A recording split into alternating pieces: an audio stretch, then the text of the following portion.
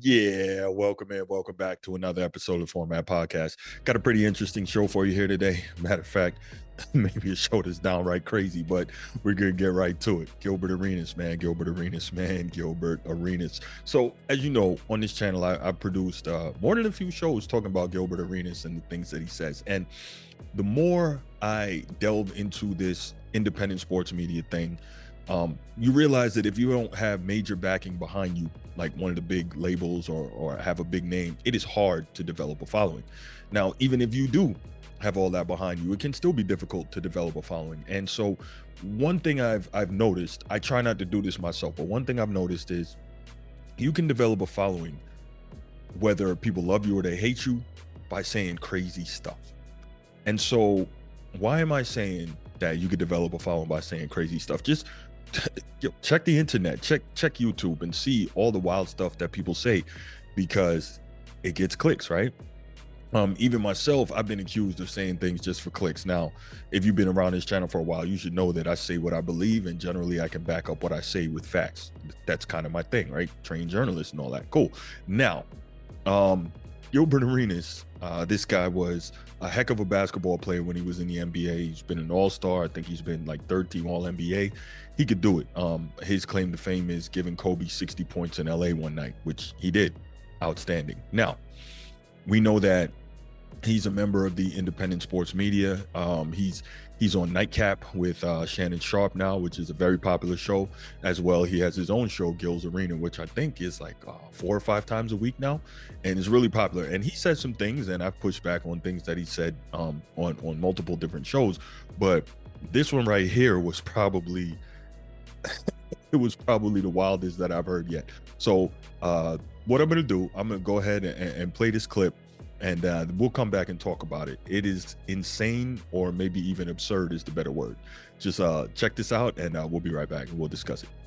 Jordan Poole's skill set was better than damn what? Who? Shit, anybody. Michael Jordan. Steph Curry? His skill set. Steph Curry? The shit, how he does shit, don't mean that shit's going in. Right, we talking skill. What do you mean it don't mean it going on? Yeah. What do you What mean? is- He's talking like when you say skill set, I'm thinking skill pivot. is You talking about this. pivot? No, Like, I'm not talking. You know what skills are. I know Why y'all skills. acting like you don't know Right. what skills are? Because what does it mean? So that was wild, right? That was wild. So the first thing I have to say in response to that is, are you freaking kidding me? Gilbert Arenas, are you freaking kidding me? So y'all heard what he said, right? But in case you didn't, I'm gonna break this down slow. First, if you know anything about basketball, you know there's this guy, right? And he came into the league in 1984 and retired in 1994. Then he came back at the end of 1995. He unretired and played from 1995 to 1998, retired again. Then he came back one more time, I think in the year 2000, played a couple more years. Cool. And that guy is Michael Jordan. He is widely regarded as the greatest basketball player of all time. He's the guy who has the iconic shoe and apparel brand with Nike, Jumpman, right? The Jordan brand. And that brand, coincidentally, his sneakers still outsell every current player with a shoe deal combined. So Michael is iconic as a basketball player. Michael Jordan is iconic off the court as well. But Michael Jordan, as I mentioned, is widely regarded as the greatest basketball player of all time. Why? Because he did things that no one else could do. And not only did he do things that no one else could do, he did it while winning. He wasn't just racking up numbers. He did it while winning. What do you mean he did it while winning, Bruce? Well, the 10 scoring champions, actually 11 total, but 10 in a row, I believe, 10 in a row for seasons that he played, are an NBA record. But he also won 6 championships, including 2 three-peats.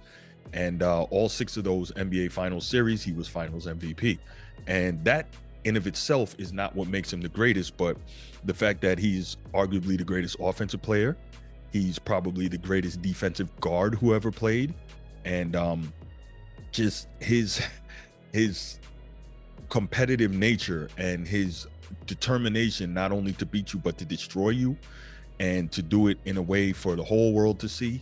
And just, again, the way he played, all of these things, when you put it together, makes him widely perceived as the greatest of all time. Now, that's Michael Jordan. Cool. Now, if you want to say LeBron James is the greatest of all time, you want to say Kareem Abdul-Jabbar, that's an argument for a different day, and I'm not going to begrudge you that. I mean, I'm sure there are arguments to be made for it, although I thoroughly disagree with any of those, but that's not the point. The point is, Michael is widely regarded, not 100%, but widely regarded as the greatest player of all time. Now, with that said, Gilbert Arenas has an interesting way of always talking about how today's players are so much more skilled. And again, if you're not new to this channel, you've heard me say, I don't believe that today's players are more skilled. I believe they traded one skill for another. Now, people are going to say today's players have a better handle. No, they don't have a better handle. They're just allowed to carry, and they're allowed to travel.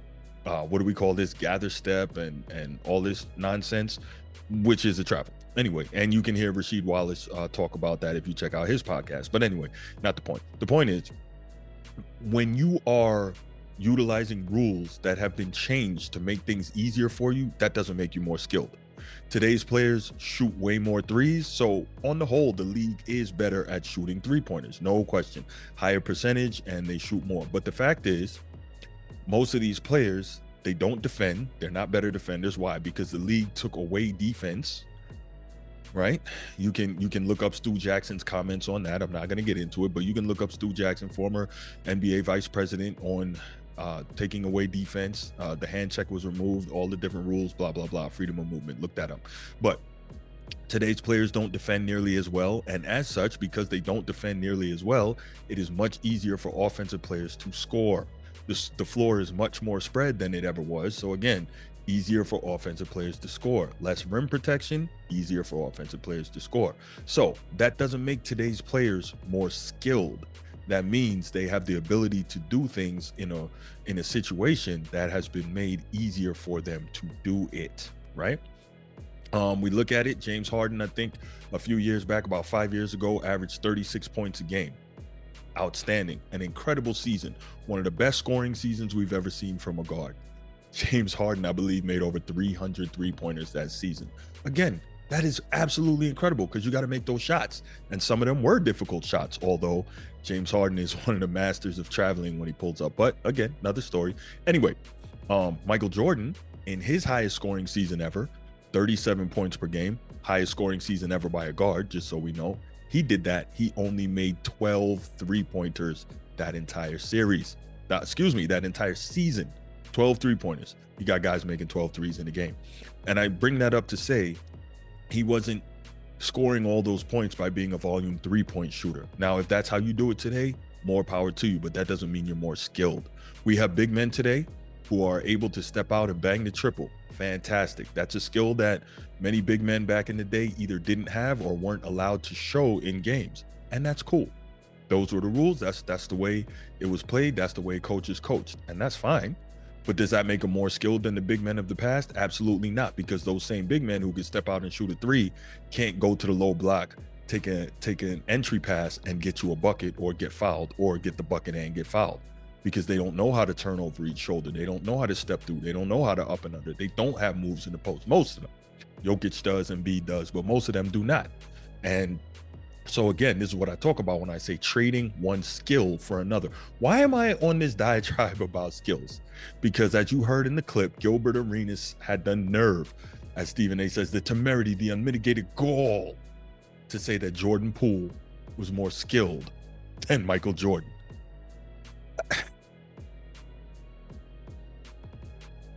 He had the nerve to say that Jordan Poole, the guy who thought he was the third Splash brother in Golden State, the guy who ended up leaving, and rightly so, right? He got snuffed by Draymond, and that wasn't cool. But he ended up leaving because he wanted to do his own thing, going to the Wizards, getting his money. Not mad at that. He goes to the Wizards, and then what happens? This guy who's more skilled than Michael Jordan, and again, I'm not even sure what is Gilbert Arenas' impetus for saying this, other than doing the usual take a shot at the past generation to lift up today's players. That seems to me what it is. Jordan